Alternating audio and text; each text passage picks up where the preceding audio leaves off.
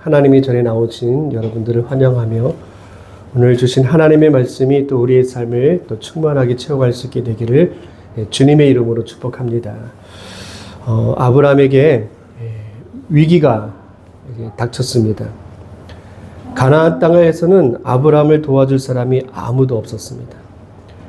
하나님만 바라보고 왔는데 갑자기 하나님이 사라져 버리신 느낌이죠. 하나님은 보이지 않고 삶에는 배고픔이 찾아왔어요. 책임져야 할 식구들도 많았습니다. 아브라함도 어쩔 수가 없었죠. 선택할 수 있는 것이 별로 없었습니다. 기근을 해결하기 위해서 이 약속의 땅을 떠나서 애굽으로 내려가는 겁니다. 그래서 이 아브라함은요, 가족을 데리고 애굽으로 향했습니다. 이 갈대아 우르에서부터 약속의 땅까지 힘겹게 아브라함이 찾아왔거든요. 그렇게 올라왔는데 다시 애굽으로 내려가는 거예요. 여러분, 이것이 신앙의 여정과 참 많이 비슷하거든요. 그러니까 올라갈 때가 있으면 내려갈 때가 있는 거예요. 하나님을 따르는 것도 항상 올라가는 것만 있지 않아요. 오르막길이 있고 내리막길이 있어요. 그러니까 오르락 내리락 하는 것이 바로 믿음의 삶인 겁니다. 그래서 모든 것이 잘 된다고 해서 자만하지 말고 또 되는 것이 없다고 해서 실망할 필요가 없다는 이야기입니다. 신앙이 올라가면은 겸손해지면 되는 것이고요. 신앙이 내려가면은요, 하나님을 더 붙들면 되는 거예요. 이 아브라함이 애굽으로 내려가는 것이 지금 현실적으로 가장 상식적인 방법이었습니다. 먹을 것이 없는데 그 기근의 현장에서 계속 버티고 있다는 것은 무모한 짓이거든요. 그래서 애굽으로 내려가는 것은 살기 위해서 선택한 거예요. 그러니까 믿음의 길을 나섰지만 두려움이 찾아오고 다시 옛날 방식으로 돌아간 겁니다. 하나님의 말씀에 순종해서 약속의 땅까지 왔지만 아브라함이 당하고 있는 이 현실은요, 너무나 냉혹했었어요. 여러분, 이 믿음이 처음부터 성공하지 않아요. 기근을 만나게 됩니다. 그런데 우리의 믿음이 가짜인지 진짜인지 이 기근을 만나봐야 아는 거예요. 기근을 만나서 고통을 겪고 위기에 부딪혔을 때 우리의 믿음이 진짜인지 가짜인지 알 수가 있어요. 그래서 기근이 중요한 거예요. 기근은 우리의 믿음을 순결하게 만들어줍니다. 우리가 살면서 당하는 그 위기가 우리를 참 힘들게 하고 참 어렵게 하지만 이 기근은요, 우리의 믿음을 진실하게 만들어 가기도 해요. 아브라함은요, 이 기근에서 하나님이 약속하신 그 가나안 땅을 지켜내지 못했습니다. 애굽으로 내려가 버렸어요. 지금까지 가나안 사람들의 그 텃세와 위협을 잘 이겨냈었거든요. 그런데 이 극심한 기근이라는 이 현실 앞에서 아브라함은요, 하나님이 보이지 않았던 겁니다. 아브라함은 실패했어요. 이렇게 무너지고 말았습니다. 아내를 누이라고 거짓말하게 되고요, 타락해 버렸습니다. 오늘은 이 아브라함이 타락하고 실패한 모습을 살펴볼 거예요. 그런데 신앙은요, 여기서 끝나는 게 아니에요. 바로 하나님이 아브라함의 삶에 개입하십니다. 오늘 그 말씀을 같이 살펴보겠습니다. 우리 12장 14절 말씀 같이 읽어볼게요. 14절 말씀입니다. 아브라함이 애굽에 이르렀을 때에 애굽 사람들이 그 여인이 심히 아리따움을 보았고 아브라함이 아내를 데리고 애굽 땅에 도착했어요. 그랬더니 애굽 사람들이요, 아브라함의 그 아내 사레를 보고요, 예쁜 여자가 왔다고 난리가 났어요. 15절 말씀도 읽어보겠습니다. 바로의 고관들도 그를 보고 바로 앞에서 칭찬함으로 그 여인은 바로의 긍으로 이끌어 들인지라. 바로의 고관들이 소문을 듣고 아브라함과 사라를 찾아옵니다. 사라가 소문대로 예쁜 거예요. 그래서 긍으로 이끌어 드립니다. 바로의 후궁으로 뽑아간 거죠. 아브라함이 불안했던 것이 현실로 나타난 거예요. 그래서 이 아브라함이 거짓말해서 목숨을 지켰다고 거짓말한 거 정말 다행이다. 이렇게 오해할 수 있어요. 근데 사실은 그게 아닙니다. 아브라함이 아내를 누이라고 속였기 때문에 이런 일들이 벌어진 거예요. 아브라함이 스스로 무덤을 판 겁니다. 아브라함이요, 당당히 내 아내라고 소개했다면은요, 이런 일도 일어나지 않았을 거예요. 우리 16절 말씀 읽어볼게요. 이에 바로가 그로 말미암아 아브라함을 후대함으로 아브라함이 양과 소와 노비와 암수 나귀와 낙타를 얻었더라. 바로가 사라를 후궁으로 삼고요, 궁궐로 아브라함을 불러들였습니다. 바로와 이 아브라함의 사이가 이제 처남 사이가 된 거잖아요. 그래서 이 신부 지참금으로 양과 소와 노비와 암수 나귀와 낙타, 이 풍부한 것을 아브라함에게 주었습니다. 아브라함은요, 갑자기 큰 재산을 얻었어요. 그런데 이 큰 재산을 받아가지고 아브라함이 잘했다고 생각한다면요, 지금 이 아브라함은요, 구제불능입니다.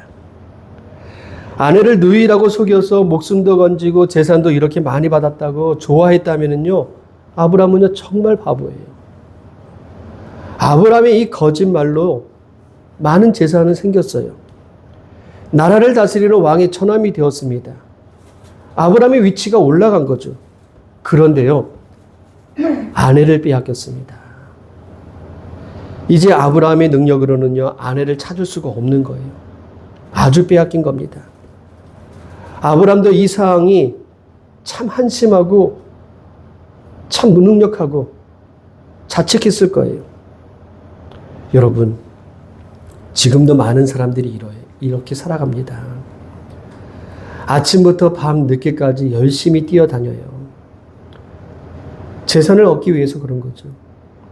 가지고 싶고 누리고 싶은 것이 많아서 그래요. 우리가 작년보다 얼마나 더 많은 것을 가지고 있을까요? 여러분, 10년 전보다 재산이 많아진 분도 있을 겁니다. 우리 집도 옛날에 비하면요, 많이 늘었어요. 그런데 재산이 많아지고 가진 것이 늘어도요, 인간관계가 깨져버리고 정말 지켜야 할 것들을 놓쳐버리는 그런 사람들도 많아졌어요. 아브라함이 이런 모습이에요. 가진 것은 늘어나도요, 아내를 빼앗겼습니다. 내가 왜 가나안을 넘어서 애굽으로 갔을까? 아내를 빼앗길까 봐 왜 겁을 먹었을까? 아내를 왜 누이라고 거짓말을 했을까? 후회가 많았을 겁니다. 그런데 이렇게 비참하게 실패한 이 아브라함에게 하나님이 역사하셨어요. 아브라함은요, 하나님을 잊어버렸는데 하나님은 이 아브라함을 잊지 않으셨던 거예요. 아브라함은요, 하나님이 하신 이 약속들 다 잊어버렸어요. 그런데 하나님은요, 이 약속을 잊지 않으셨던 거예요. 17절 말씀 읽어볼게요. 여호와께서 아브라함의 아내 사레의 일로 바로와 그 집에 큰 재앙을 내리신지라. 하나님이 아브라함과 사레의 일로 바로와 그 집에 큰 재앙을 내리셨습니다. 여러분, 여기서 아브라함은요, 한 것이 아무것도 없어요. 할 수도 없어요. 그냥 아내를 빼앗겼다고 해서 절망 그 자체입니다. 근데 그런 아브라함을 위해서 하나님이 역사하셨던 거예요. 아브라함은 믿음의 자리를 벗어나서요, 하나님을 잊어버렸습니다. 아브라함이 가나안 땅에 들어왔을 때는요, 다닐 때마다 단을 쌓았어요. 하나님께 예배드렸어요. 하나님을 섬겼던 아브라함이었어요. 그런데 애굽에 와서는요, 그런 모습이 하나도 없었어요. 하나님을 잊어버린 거예요. 그런데 하나님은요, 이 아브라함을 잊지 않으셨던 겁니다. 하나님은요, 약속이 거짓말이 아니라는 것을 아브라함에게 보여주셨어요. 여호와께서 아브라함의 아내 사레의 일로 바로에게 재앙을 내리십니다. 그런데 성경을 읽어보면요, 사레의 일로 바로의 집에 재앙을 내렸다, 이렇게 말씀하지 않아요. 아브라함의 아내 사레의 일이라고 밝히고 있습니다. 아브라함의 아내가 사라였기 때문에 하나님이 가만히 계시지 않았다라는 거예요. 여러분, 하나님이 아브라함에게 약속하신 것이 있었거든요. 너를 축복하는 자에게는 내가 그에게 복을 내릴 것이고, 너를 저주하는 자에게는 내가 너를 대신해서 그를 저주할 거다. 하나님은요, 아브라함과 똑같이 여기셨어요. 그래서 너를 축복하고 너를 좋게 만드는 사람은 이건 나에게 한 것이고, 너를 저주하는 것은 나에게 저주하는 것이기 때문에 내가 가만히 두지 않겠다라는 거예요. 하나님이 지금 이 약속을 지키신 거예요.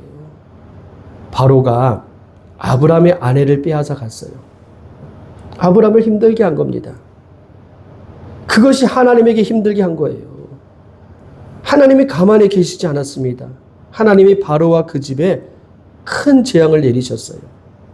여러분, 아브라함이 믿음의 자리를 떠나고 거짓말을 하고 낭패를 보고 있지만 하나님은 절대로 포기하지 않으셨다는 것을 이 말씀에서 알려주고 있는 겁니다. 아브라함의 사건에 개입하셔가지고요, 하나님은요, 이 아브라함의 위기를 막아주셨어요. 왜 그렇게 하셨을까요? 아브라함이 잘나서가 아니에요. 하나님이 약속하셨기 때문에 그래요. 아브라함의 씨에서 예수 그리스도가 태어나야 하기 때문에 그래요.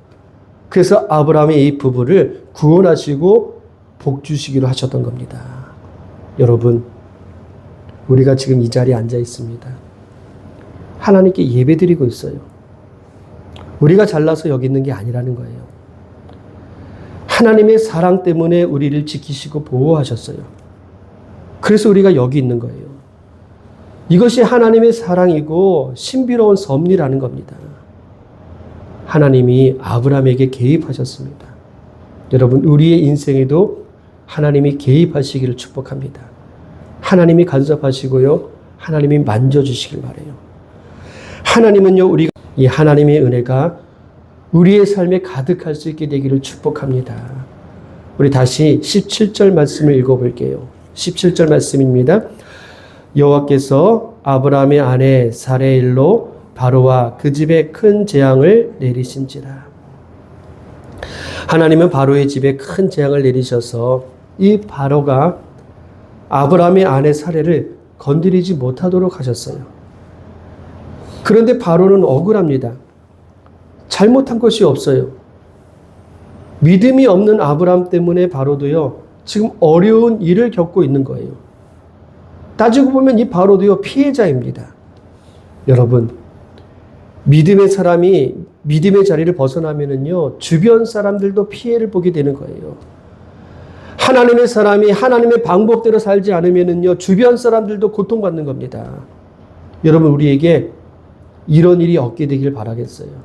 우리 이 믿음 잘 지킬 수 있게 되길 바라겠습니다. 18절, 19절 말씀 읽어볼게요. 바로가 아브라함을 불러서 이르되 내가 어찌하여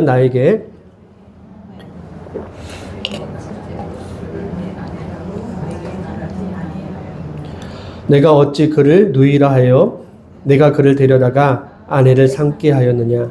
내 아내가 여기 있으니 이제 데려가라 하고. 지금 바로가 참 점잖게 말하고 있지만요, 속으로는 이 아브라함 얼마나 원망하고 욕했습니까? 그러면서 이 너의 아내가 여기 있으니까 야, 이제 데리고 가. 꼴보기도 싫다는 거죠. 아내를 데려가라 할 때 그 현장에 누가 있는 거예요? 아내가 있었던 거예요. 사례가 있었던 겁니다. 아브라함은요, 남편으로서 부끄러웠을 겁니다. 아내 앞에서 얼굴을 들 수가 없었을 거예요. 그리고 아브라함은요, 바로에게도 수치를 당합니다. 믿음이 없는 바로가, 하나님을 알지 못한 이 바로가 아브라함에게 지금 상처를 주고, 창피를 주고, 야단을 치고 있는 거예요. 어떻게 너가 나한테 이럴 수가 있느냐? 왜 내가 하나님에게 이 재앙을 받아야 되느냐? 너의 아내를 데리고 가라. 이렇게 부끄러운 일을 당하고 있는 겁니다. 여러분, 믿음이 없으면 부끄러운 일을 당하는 겁니다. 믿음의 자리를 지키지 못하면은요, 염려와 근심이 쌓이게 되고 거짓말하게 되고 그 거짓말로 인해서 주변의 사람들이 피해를 보고 결국에는요, 수치를 당한다라는 거예요. 그런데 놀라운 것은 하나님이 그런 아브라함을 버리지 않으셨다라는 거예요. 포기하지 않으셨다라는 거예요. 우리 20절 말씀 읽어보겠습니다. 바로가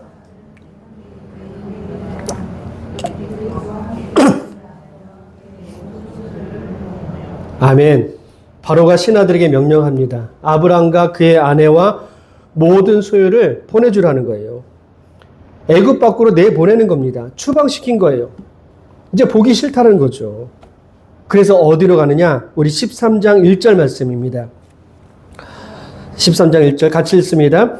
아브라함이 애굽에서 그와 그의 아내와 모든 소유와 롯과 함께 네겝으로 올라가니 다시 이스라엘 땅 네겝으로 돌아온 겁니다. 아브라함은요, 믿음의 자리로 다시 돌아온 거예요. 바로가 추방해서 쫓아낸 것 같지만 이 모든 것들이 하나님께서 하신 섭리였던 겁니다. 하나님이 하신 일이라는 거예요. 결국에는 아브라함은요, 돌아왔어요. 원점으로 돌아온 겁니다. 믿음의 길을 벗어나서 온갖 수고와 고생들을 참 많았어요. 여러분, 어떤 사람은 평생 수고하고 고생하지만 얻은 것이 하나도 없는 그런 사람들이 있어요. 우리 열심히 공부하고 결혼하고 자녀가 생기고 직장을 다니고 정말 분주하게 바쁘게 살아가고 돈을 벌었지만 나중에 보면 또 병들고 가진 것은 없어지고 원점으로 돌아가는 인생들도 많아요. 여러분, 인생은요, 결국 원점이에요. 우리가 열심히 사는 것 같지만 하나님이 없는 삶은요, 결국에는 원점이라는 거예요.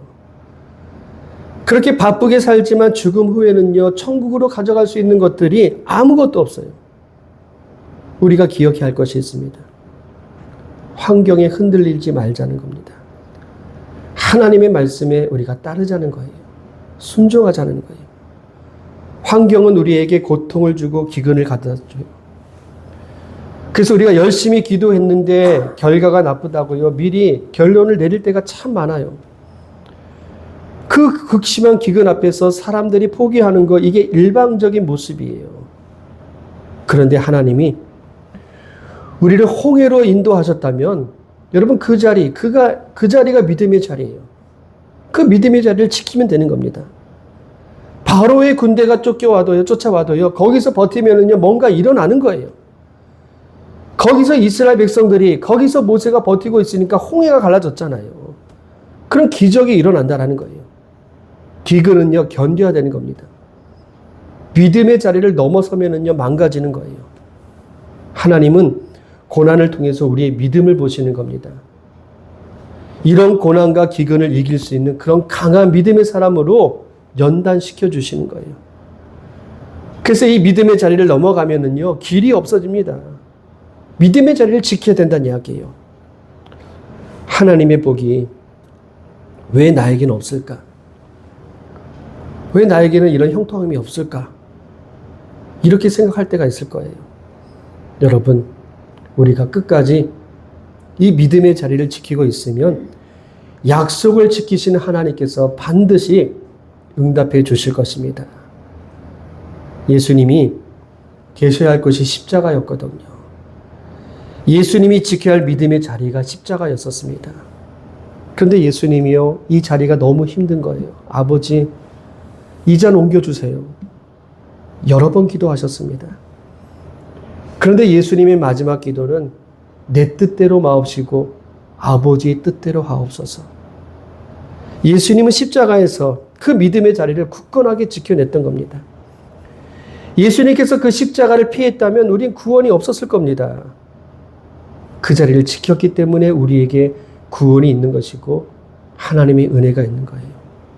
여러분, 믿음의 자리를 넘어가면 모든 것이 헛수고가 될 겁니다.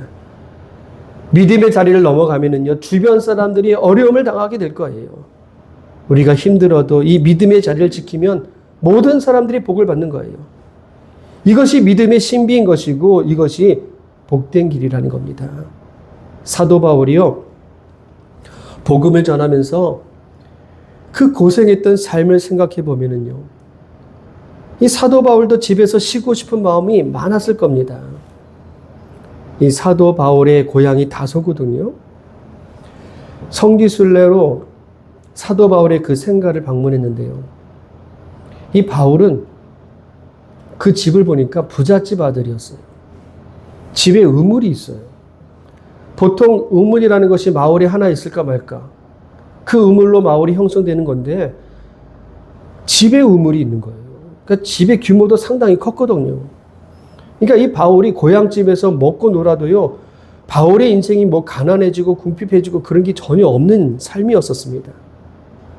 그런데 사도 바울은요, 예수님 때문에 당하는 그 고난을 선택했어요.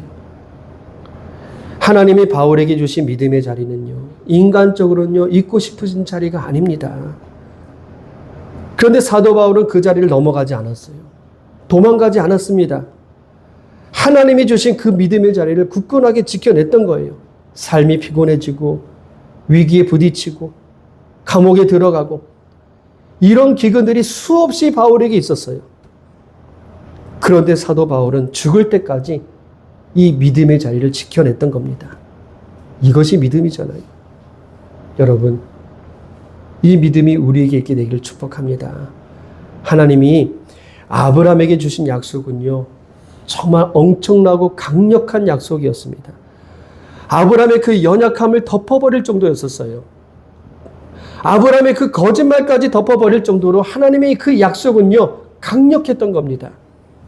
여러분, 하나님의 이 약속이 바로 우리에게 있습니다. 성경에 써 있어요. 성경에서 약속해 주셨습니다. 그래서 우리의 믿음이 지금은 서툴러도요, 기죽지 않길 바라겠어요. 우리가 하나님의 이 약속을 믿고, 이 말씀을 믿고, 이 말씀을 따라간다면 하나님은 우리를 근사한 믿음의 사람으로 연단해 가실 겁니다. 삶에서 좌충우돌할 수 있겠지만 조금씩 우리의 믿음이 좋아질 겁니다. 여러분, 기근을 경험하면서 아브라함의 이 믿음이 성숙해지고 올라갔던 것처럼 우리의 신앙생활도 간증이 많아지고 믿음의 역사가 많아질 수 있게 되기를 주님의 이름으로 축복합니다. 우리 같이 기도하겠습니다.